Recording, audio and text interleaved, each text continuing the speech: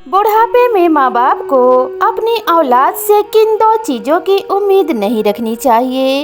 नमस्कार दोस्तों, आप सभी का एक शिक्षाप्रद कहानी में हार्दिक स्वागत है। कहा जाता है कि किसी का सहारा ज़रूर बनो, पर किसी से सहारे की उम्मीद कभी मत रखो और किसी से सुख की उम्मीद भी नहीं करनी चाहिए। सुख और सहारा इंसान को स्वयं से ही ढूंढना चाहिए। तो दोस्तों, बहुत समय पहले की बात है, किसी नगर में एक आदमी अपने पत्नी के साथ रहा करता था। उसके घर में किसी चीज़ की कोई कमी नहीं थी। भगवान का दिया हुआ उसके पास सब कुछ था। धन दौलत, रुपया, बंगला, गाड़ी, किसी चीज़ की कोई कमी नहीं थी। लेकिन कहा जाता है कि एक समय के बाद इंसान को अपने संतान की कमी खलने लगती है। हर व्यक्ति जब बूढ़ा होने लगता है तो वह अपने बचपन को अपने बच्चों के रूप में देखना चाहता है। ठीक उसी प्रकार से उस आदमी को भी संतान की कमी खलने लगी और वह हर मंदिर और हर मस्जिद पे अपना माथा टेकने लगा और भगवान से संतान की फरियाद करने लगा। इसी तरीके से कई वर्ष बीत गए और एक दिन उसकी पत्नी ने उसे खुशखबरी सुनाई और उससे कहा कि मैं माँ बनने वाली हूँ। अपने बच्चे की आने की खुशी में वह इंसान बहुत खुश हो गया। अब वह अपना ज़्यादा से ज़्यादा समय अपने पत्नी के साथ ही बिताया करता था। वह हमेशा अपने बीवी और बच्चों के पास ही रहना चाहता था। इस तरीके से उसका ध्यान उसके बिजनेस और व्यापार से हट गया और जिसके कारण से उसका व्यापार धीरे धीरे चौपट हो गया। अब तो वह अमीर आदमी धीरे धीरे गरीब बन गया। धीरे धीरे वह समय भी आ गया जब उसकी पत्नी ने एक सुंदर से बेटे को एक अस्पताल में जन्म दिया। बेटे के जन्म की खुशी में वह पति पत्नी फूले नहीं समा रहे थे। नर्स ने आकर दोनों पति पत्नी को यह सूचना दी कि आपका बच्चा तो अच्छा है, सुंदर और स्वस्थ भी है, लेकिन आपके बच्चे की एक आंख नहीं है। यह बात सुनकर वह माँ बहुत रोई, क्योंकि कहा जाता है कि माँ तो माँ ही होती है और एक माँ भला यह कैसे बर्दाश्त कर सकती है कि उसके बच्चे में कोई कमी हो। यह देखकर वह बहुत रोई, लेकिन मन ही मन खुद को सांत्वना देने लगी और कहने लगी कि मेरे बच्चे की एक आंख नहीं है तो क्या हुआ, मैं अपने बच्चे को बहुत प्यार करूंगी, पढ़ा लिखा कर उसे दुनिया का सबसे बड़ा आदमी बनाऊंगी। मैं इतना काबिल उसे बना दूंगी कि उसे अपने कभी किसी कमी का एहसास भी ना हो। उस माँ की बात सुनकर नर्स की आंखों में भी आंसू भर आया।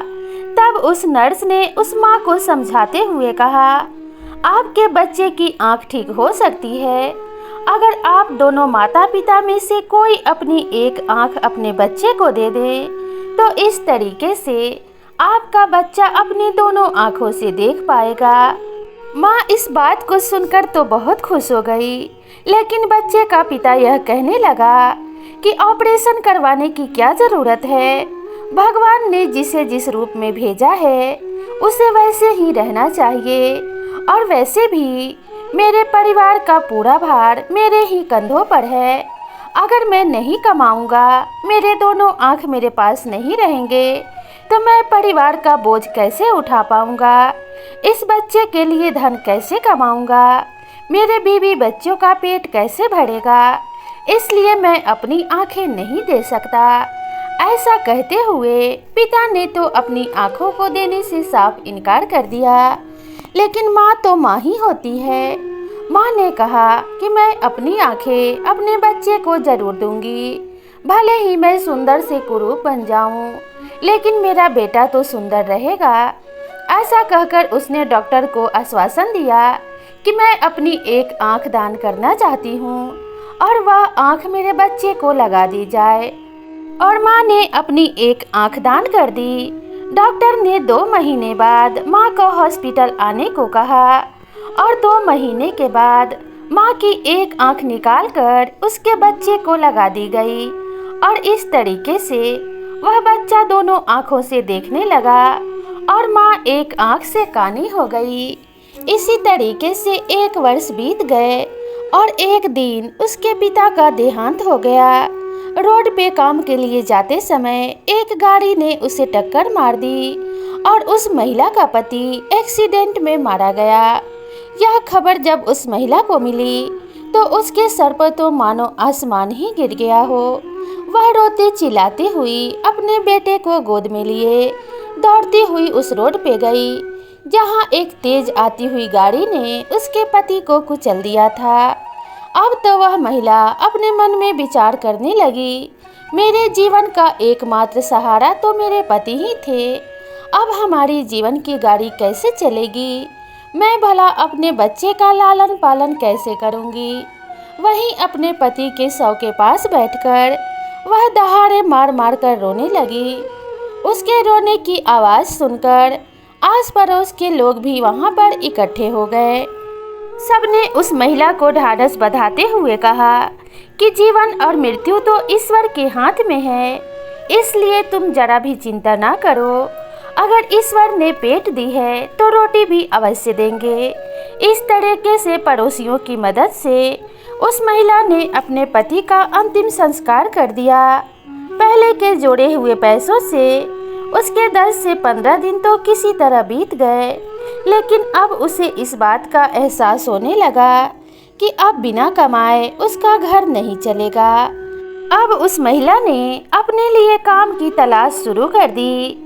धीरे धीरे उसे कई घरों में झाड़ू पोछे का काम मिल गया। अब वह महिला अपने बच्चे को गोद में लेकर ही झाड़ू पोछा का काम करने चली जाती और अपने बच्चे को वहीं पर बिठाकर झाड़ू पोछा का काम कर लेती। शुरुआत में तो वह 5 घरों में झाड़ू पोछा किया करती थी और उसी पैसे से उसका जीवन यापन हो जाता था, लेकिन धीरे धीरे वह बालक 5 वर्ष का हो गया और उस माँ को यह एहसास होने लगा कि अब उसके बच्चे को पढ़ाना लिखाना ज़रूरी है, क्योंकि उसकी माँ तो मेहनत मजदूरी करके किसी तरह से जी रही है, लेकिन वह अपने बच्चे को मजदूर नहीं बनाएगी। जहाँ पर वह महिला रहती थी वहीं पर एक बहुत बड़ा विद्यालय था जिसमें अमीर घरों के बच्चे पढ़ा करते थे और उसकी फीस भी ज़्यादा थी। एक दिन हिम्मत करके वह महिला अपने 5 वर्ष के बेटे को लेकर उस स्कूल में पहुंच जाती है और जाकर स्कूल के प्रिंसिपल से कहती है कि आपकी बड़ी मेहरबानी होगी जो आप मेरे बेटे का दाखिला अपने स्कूल में कर देंगे। उस महिला की हालत जब उस प्रिंसिपल ने देखी और उसके कपड़ों की तरफ देखा तो उसने क्या देखा कि वह महिला एकदम फटे पुराने कपड़ों में किसी भिखारन की तरह लग रही थी। तब उस प्रिंसिपल ने उस माँ को समझाते हुए कहा कि माता जी, मैं आपके इच्छाओं का सम्मान करता हूँ, लेकिन इस स्कूल की फीस बहुत ज़्यादा है जिसे आप नहीं भर पाएंगी, इसलिए आपके लिए बेहतर तो यही होगा कि आप अपने बच्चे का दाखिला किसी सरकारी स्कूल में करवा दें।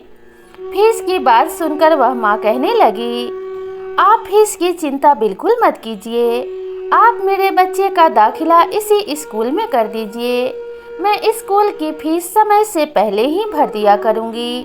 मैं पढ़ा लिखा कर अपने बेटे को कलेक्टर बनाना चाहती हूँ। उस माँ की गौरवपूर्ण बात सुनकर उस प्रिंसिपल की आंखों से आंसू आ गए और उसने कहा कि ठीक है, अगर आपने इतना हिम्मत किया है तो मैं आपके बेटे का दाखिला अपने स्कूल में ही कर लेता हूँ। और इस तरह उस माँ ने बड़े स्कूल में अपने बेटे का दाखिला करवा दिया। अब उस माँ का 5 वर्ष का बेटा उस बड़े स्कूल में पढ़ने जाने लगा।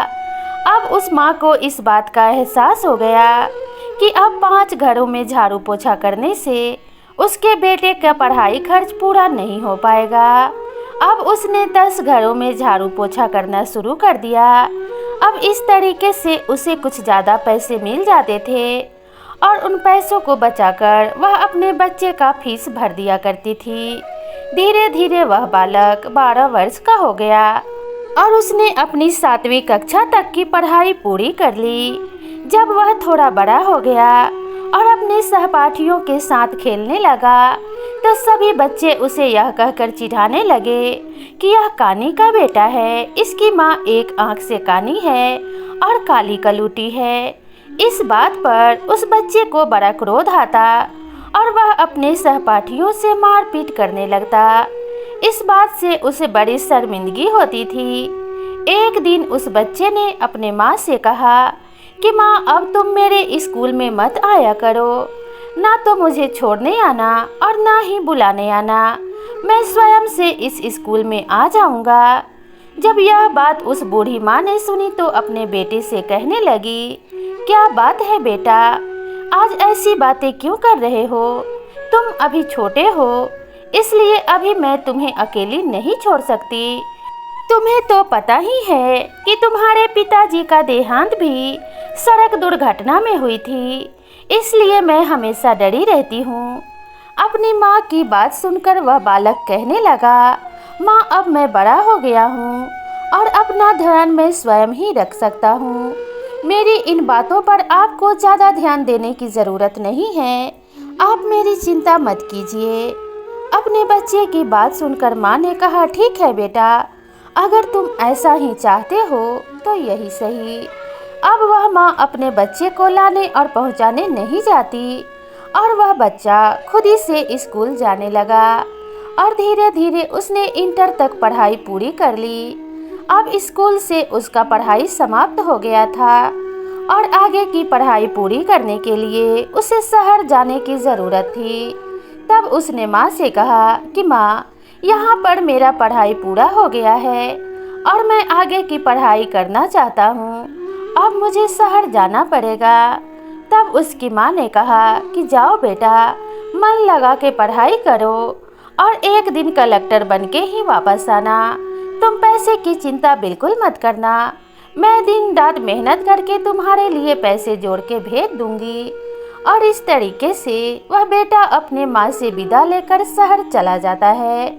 अब बेटे की पढ़ाई का खर्चा भी बड़ा हो गया था और शहर में रहने के लिए उसे अधिक पैसे की ज़रूरत थी। अब वह माँ जहाँ 10 घरों में झाड़ू पोछा करती थी, वहीं अब 30-40 घरों में झाड़ू पोछा करने लगी। 1 मिनट भी आराम नहीं करती। सुबह से ही काम पर निकल जाती और कहीं से कुछ बासी या फिर बचा हुआ खाना मिल जाता तो वही खा लेती और सुबह से रात तक काम करती रहती और किसी तरह पैसे काट के हर महीने 12,000 रुपये अपने बेटे को भेज दिया करती थी।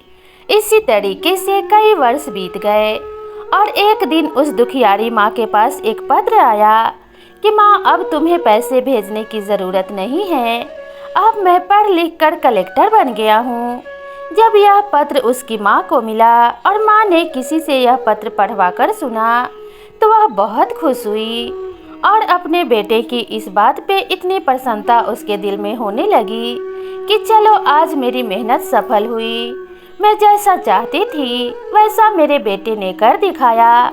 अब मेरा बेटा एक कलेक्टर बन गया है, इसलिए मुझे चिंता करने की ज़रूरत नहीं है।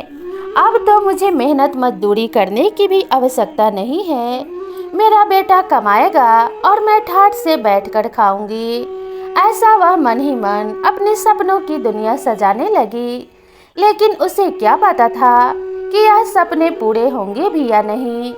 इसी तरीके से इंतजार करते करते 1 वर्ष बीत गए, लेकिन उस दुखियारी माँ का बेटा नहीं आया। और एक दिन फिर से उसका पत्र आया कि माँ, कि मैंने एक बड़े ही अमीर घर की लड़की से शादी कर ली है। तुम्हारी बहू बहुत ही सुंदर है। मैं बहुत खुश हूँ। माँ, मेरे लिए दुआ करना कि मेरी ज़िंदगी सुखमय हो। अपने बेटे की शादी की बात सुनकर उस माँ के आंखों से आंसू बहने लगे और वह मन ही मन कहने लगी, मन में कैसे कैसे ख्वाब सजाए थे। मैंने तो ऐसा सोचा था कि मेरा बेटा अब कलेक्टर बन गया है। जब मेरे बेटे के लिए रिश्ता आएगा तो मैं अपने लिए सुंदर सी बहू पसंद करूंगी, अपने पसंद की बहू लाऊंगी, बड़े ही शानो शौकत से अपने बेटे का विवाह रचाऊंगी। लेकिन मेरे बेटे ने तो अपने विवाह में मुझे बुलाना भी जरूरी नहीं समझा। और ऐसा सोचते हुए उसके आंखों से आंसुओं की धारा बहने लगी। फिर वह माँ मन ही मन अपने आप को समझाने लगी, चलो क्या हुआ जो मेरे बेटे ने शादी कर ली। अब मेरा बेटा मेरे बहू के साथ ही गांव आएगा और मैं अपने बहू से अपने पैर दबवाऊंगी। वह मेरे लिए स्वादिष्ट खाना पकाएगी और मैं बैठकर खाऊंगी। ऐसा ही मन में आस लगाए वह बूढ़ी माँ अपने बेटे का इंतजार करती रही और इसी तरीके से फिर से 1 वर्ष बीत गए। बेटा तो नहीं आया, लेकिन फिर से एक पत्र आया और उस पत्र में लिखा था, माँ अब मैं पिता बन गया हूँ और तुम दादी बन गई हो। तुम्हारी बहू ने एक बेटे को जन्म दिया है। जब तीसरा पत्र उस माँ ने पढ़ा तो उसके आंखों से आंसू तो रुकने का नाम ही नहीं ले रहे थे। माँ इस बात से विचलित हो रही थी कि मेरा बेटा बाप बन गया, लेकिन उसने अपने माँ को बुलाना ज़रूरी नहीं समझा और ना ही मेरे पास आने की उसे ज़रूरत पड़ी। वह तो अपनी दुनिया में मगन होकर अपने माँ को भूल ही गया है। ऐसा सोचते हुए वह रोने लगी, लेकिन फिर से अपने मन को समझाने लगी कि क्या हुआ जो मेरा बेटा मेरे पास नहीं आया, लेकिन मैं तो उसके पास जा ही सकती हूँ। ऐसा मन में विचार करके वह बूढ़ी माँ बाजार गई। अपने पोते के लिए नया कपड़ा खरीदा, बहू के लिए साड़ी खरीदी और बेटे की पसंद की कई सारी मिठाइयाँ बनाई और सभी को एक थैले में ले लिया और शहर जाने वाली बस पकड़ ली और वह माँ अगले दिन ही शहर पहुँच गई। शहर में जाकर बस रुकी और बस स्टैंड पे उस बस वाले ने बूढ़ी माँ को उतार दिया। तब उस माँ को यह समझ नहीं आ रहा था कि वह कहाँ जाए। तब वह एक रिक्शे वाले के पास गई और उसे एक पता दिखाते हुए कहा, बेटा मुझे इस पते पे पहुँचा दो। जब उस रिक्शे वाले ने उस पते को देखा तो बूढ़ी माँ को उस रिक्शे में बैठाकर वहाँ पहुँचा दिया और वहाँ जब कलेक्टर के घर के सामने पहुँचा तो वह रिक्शा वाला कहने लगा, माँ जी यही आपका ठिकाना है, यही सामने कलेक्टर साहब का घर है, आप चले जाइए। जब बूढ़ी माँ ने सामने नजर दौड़ाई तो क्या देखा, सामने एक बहुत ही सुंदर सा महल जैसा घर था। उस घर को देखकर बूढ़ी माँ बहुत खुश हुई और मन ही मन कहने लगी, मेरा बेटा कितना सुंदर घर में रहता है, मुझे देखकर दौड़ा दौड़ा आएगा और मुझे सीने से लगा लेगा। मैंने इतना जीवन कष्टों में बिता दिया, लेकिन अब अपने बहू और पोते और बेटे के साथ सुख में जीवन बिताऊंगी। ऐसा मन में विचार करते हुए वह धीरे धीरे आगे बढ़ने लगी और जैसे ही घर के पास पहुंची तो बूढ़ी माँ क्या देखती है कि उस घर के बाहर 2 चपरासी तैनात हैं।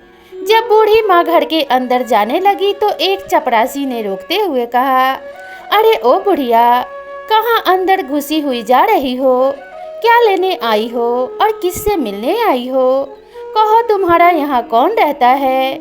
तब उस बूढ़ी माँ ने चपरासी को समझाते हुए कहा कि बेटा मैं अपने बेटे से मिलने आई हूँ और मेरा यहाँ पे बेटा रहता है। तब वह चपरासी कहने लगा, अपनी शकल और सूरत देखी है, तुम तो एक भिखारिन प्रतीत होती हो, यहाँ तो कलेक्टर साहब रहते हैं और वह तुम्हारे बेटे कैसे हो सकते हैं। तब वह बूढ़ी माँ कहने लगी, जो तुम्हारे कलेक्टर साहब हैं वही मेरे बेटे हैं, तुम्हारी इसमें कोई गलती नहीं है। मैं गांव में रहती हूँ और गरीब परिवार से हूँ, इसीलिए तुमको ऐसा लगता है कि मैं एक कलेक्टर की माँ नहीं हो सकती। मेहनत मजदूरी करते करते भिखारियों सी हालत हो गई है, लेकिन मेरे बेटे ने मेरे सपने को पूरा कर दिया है और एक कलेक्टर बन गया है। तब दूसरे चपरासी ने बूढ़ी माँ की तरफ देखते हुए कहा, क्या आपके पास कोई सबूत है कि कलेक्टर साहब आपके बेटे हैं। तब बूढ़ी माँ ने आंचल में बंधा हुआ वह चिट्ठी खोल के दिखला दी। जब उस चपरासी ने उस चिट्ठी को पढ़ा तो उसकी आंखें फटी की फटी रह गई और हैरानी से बुढ़िया की तरफ देखते हुए वह माफ़ी मांगने लगा और कहने लगा, बूढ़ी माँ हमें माफ़ कर दीजिए, हमें पता नहीं था कि कलेक्टर साहब आपके बेटे हैं। अभी कलेक्टर साहब घर पे ही हैं, आप अंदर चले जाइए और उनसे मिल लीजिए। बूढ़ी माँ ने अपना थैला वहीं दरवाजे पे रख दिया और मन में सोचने लगी, थैला तो मेरा बेटा उठा के ले जाएगा, मैं जल्दी से अंदर चली जाती हूँ और अपने बहू और पोते से मिल लेती हूँ। ऐसा कहते हुए वह टहलते टहलते अंदर चली गई और जब वह घर के बरामदे में पहुंची तो उसने क्या देखा कि एक पालने में एक नन्हा सा सुंदर सा बालक झूल रहा है और खेल रहा है। वह समझ गई कि वही उसका पोता है। अपने पोते को देखकर वह मन पर काबू ना रख सकी और उसने अपने पोते को गोद में उठा लिया और प्यार दुलार करने लगी। अनजाना सा स्पर्श पाकर वह बच्चा रोने लगा। अपने बच्चे की रोने की आवाज़ सुनकर उसकी माँ रसोई से दौड़ती हुई बाहर आई और वहाँ पे एक बूढ़ी औरत को देखकर जोर जोर से चिल्लाने लगी, अजी सुनते हो, एक भिखारन ने आकर मेरे बेटे को उठा लिया है। पता नहीं तुमने दरवाजे पे कैसे चपरासी तैनात किए हैं जो हर किसी को अंदर आने देते हैं। पता नहीं यह बुढ़िया कौन है, शायद मेरे बेटे को चुराने आई हो। तब बूढ़ी माँ अपने बहू की बात सुनते हुए कहने लगी, नहीं नहीं बेटी, मैं तुम्हारे बेटे को चुराने नहीं आई हूँ, बल्कि मैं तो इसे देखने और इसके साथ खेलने के लिए आई हूँ। यह मेरा पोता है और तुम मेरी बहू हो और मैं तुम्हारी अभागन सास हूँ जो आज तक तुम सबसे दूर रही, इसलिए तुम मुझे नहीं पहचानती हो। इसमें तुम्हारी कोई गलती नहीं है। शायद मेरे बेटे ने मेरे बारे में तुम्हें नहीं बताया। अभी वह बूढ़ी औरत अपने बहू से इतना कह ही रही थी कि उसका बेटा कमरे से बाहर आ गया और अपने पत्नी से कहने लगा कि यह बुढ़िया झूठ बोल रही है, यह मेरी माँ नहीं है। मेरी माँ तो कई वर्षों पहले ही मर चुकी है, यह भला मेरी माँ कैसे हो सकती है। तब उसकी बहू कहने लगी, आप सही कह रहे हैं, यह भिखारन आपकी माँ कैसे हो सकती है। आप इतने बड़े कलेक्टर हैं और यह तो किसी भिखारन की माँ लगती है, जैसे किसी भिखारी परिवार से हो।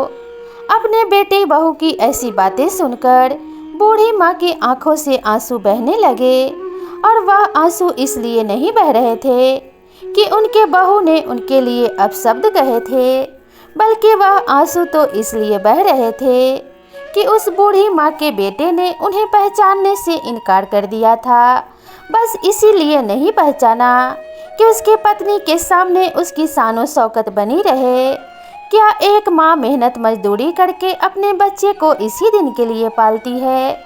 ऐसा मन में सोचकर धीरे धीरे उस बूढ़ी माँ ने उस बच्चे को पालने में रख दिया और धीरे धीरे उस घर से बाहर निकलती हुई बरामदे में आकर बैठ गई और उस चपरासी से कहने लगी, अरे बेटा, अगर मैं तुम्हारे माँ जैसी हूँ तो क्या तुम मेरा एक काम कर दोगे।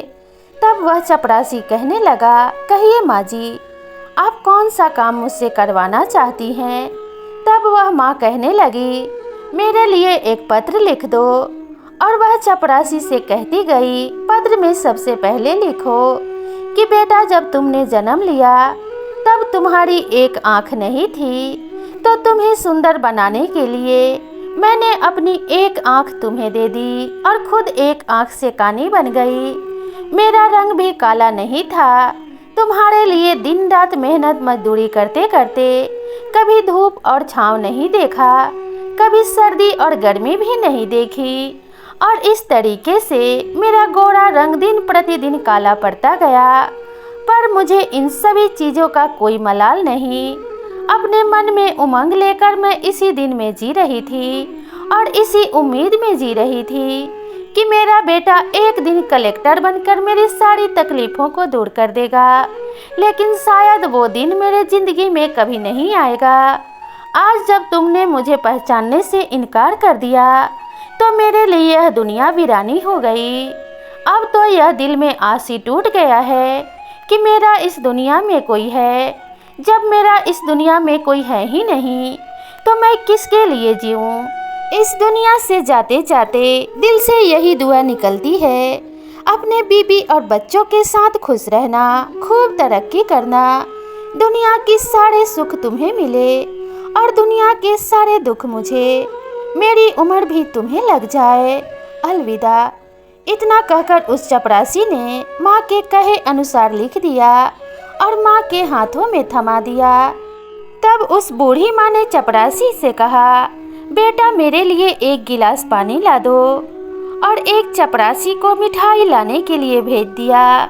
जब दोनों चपरासी वहां से चले गए तो वह बूढ़ी माँ एक कुर्सी पे चढ़कर बरामदे में लगे हुए एक पंखे से अपनी साड़ी का फंदा लगाकर झूल गई और उसने इस दुनिया को अलविदा कह दिया।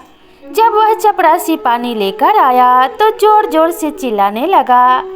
चिल्लाने की आवाज़ सुनकर जब कलेक्टर साहब बाहर आए तो उन्होंने क्या देखा कि उनकी माँ पंखे में फंदा लगा के झूल रही है और उन्हें और इस दुनिया को छोड़कर चली गई है। अपने माँ को इस हालत में देखकर उनके आंखों से आंसू बहने लगे। बहू भी दौड़ती हुई बाहर आई और बूढ़ी माँ के हाथों पर जब उसकी नज़र पड़ी तो उसके हाथों में एक पत्र था। वह पत्र लेकर उनकी बहू पढ़ने लगी तो उसमें लिखा था, बेटा तुम्हें सुंदर बनाने के लिए मैंने अपनी आंखें तुम्हें दे दी ताकि तुम्हें कोई काना ना कहे। तुम्हें सुंदर बनाते बनाते खुद कानी बन गई।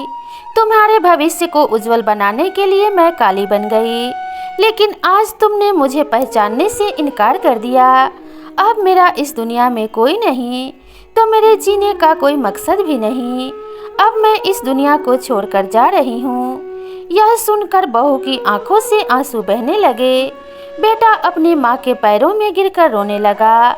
माँ मुझे माफ़ कर दो, मेरे लिए तुमने जीवन भर कष्ट उठाए, लेकिन मैं तुम्हें भी अपना कष्ट समझता रहा। जब तुम्हें सुख देने का समय आया तो मैंने खुद के सुख के बारे में सोचा।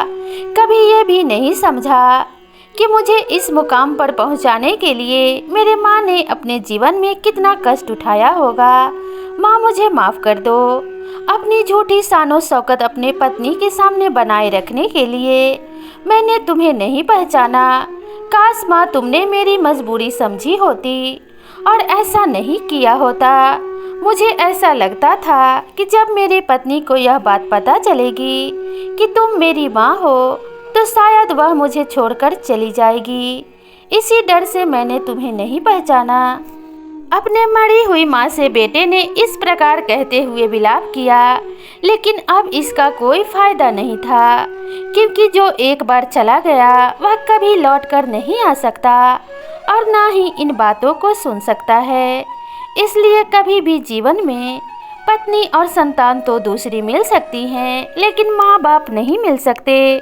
इसलिए कभी भी माँ बाप का अनादर मत करो। जो संतान माँ बाप की अनादर करते हैं उन्हें जीवन में इसी प्रकार की ठोकरें प्राप्त होती हैं जैसा वे अपने माँ बाप को देते हैं। इसलिए अपने लिए जो चाहते हो वही सुख अपने माँ बाप को भी प्रदान करो, क्योंकि अपने लिए सुखी भविष्य की कामना करने वाले को अपने माँ बाप के जीवन को सुखमय बनाना चाहिए, क्योंकि हम जो दूसरों को देते हैं वही खुद के लिए प्राप्त भी करते हैं। इंसान खुद के लिए सुख चाहता है और दूसरों को दुख देता है, और माँ बाप को भी इन बातों का ध्यान रखना चाहिए कि कभी भी संतान के ऊपर पूरी तरह से निर्भर ना बने। अपने संतान का भविष्य तो जरूर बनाएं, लेकिन अपने भविष्य को भी सुरक्षित रखें। किसी का सहारा जरूर बने, पर किसी के ऊपर आश्रित कभी भी ना रहें, क्योंकि जो सहारे के ऊपर निर्भर होता है वह कभी भी बेसहारा हो सकता है, और जो खुद के ऊपर निर्भर होता है उसे कभी कष्ट उठाना नहीं पड़ता। तो दोस्तों, आप सभी को यह मार्मिक कहानी कैसी लगी हमें कमेंट करके ज़रूर बताइएगा, और इसी तरह की नई नई कहानियों के लिए मेरे चैनल को सब्सक्राइब ज़रूर कर लीजिएगा। और अगर आपको यह कहानी अच्छी लगी हो तो अपने परिवार और मित्रों के साथ भी शेयर कर दीजिएगा। तो मिलते हैं इसी तरह की नई कहानी के साथ। तब तक खुश रहिए, स्वस्थ रहिए, अपना और अपनों का ध्यान रखिए। नमस्कार।